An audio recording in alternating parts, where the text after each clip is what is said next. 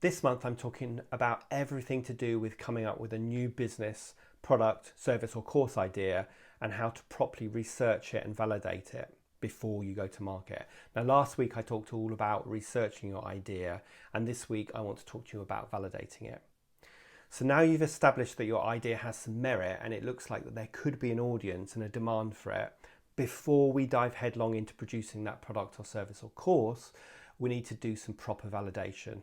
And this validation will tell you two things. First of all, it will help you validate if your idea is a goer or not, and it will help you refine the messaging. And secondly, as part of the validation, you want to pre-sell to at least some of your audience before you even start writing one word of the course, product, or service. Now, the validation process is designed to give you reasonable certainty that your idea will have a sustainable, growing, paying audience rather than wasting months building a final product or course that nobody will actually pay for.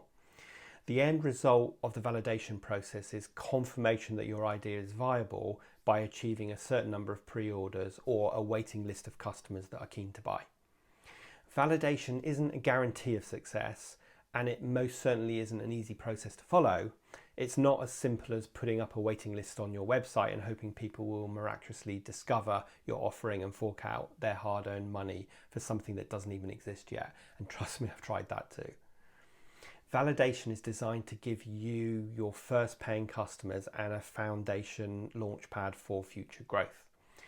Think of it this way.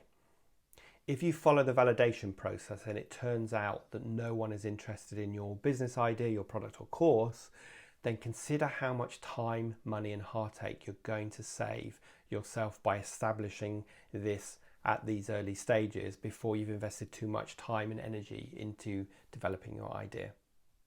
So now you hopefully agree with me that you should slow down to speed up and validate your idea first. Let me outline a little bit more about the process. So I'd suggest that you need a mailing list of at least 200 active contacts before you can start doing this validation. So if you don't have a list of that size, I suggest that before you embark on any kind of product development, you focus your time on building your list of followers. Alternatively, if you decide to validate via one-to-one calls, then I think you need at least 60 people to talk to. So from that research, you need to write a short 1 to 3 pages, like a Word document description of your business, product or course idea.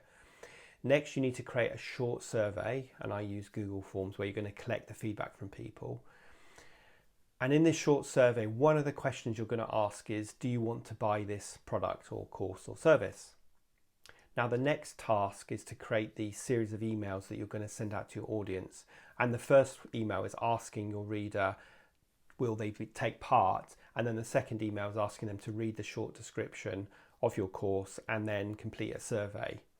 And then the other emails will chase the people that didn't respond and follow up and so on. Using your email list or your phone contacts, divide that into 3 groups of 50 or 20 if it's phone calls. Send your email out to group 1.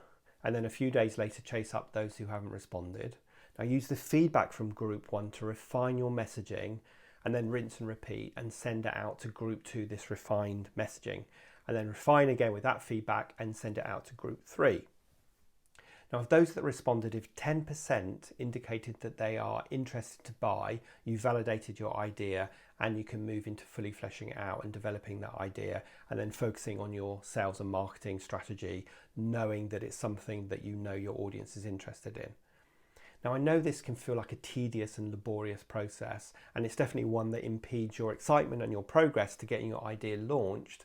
But trust me, if you follow this process, you'll come out the other side confident that your audience likes and wants your idea rather than you just assuming that they need it.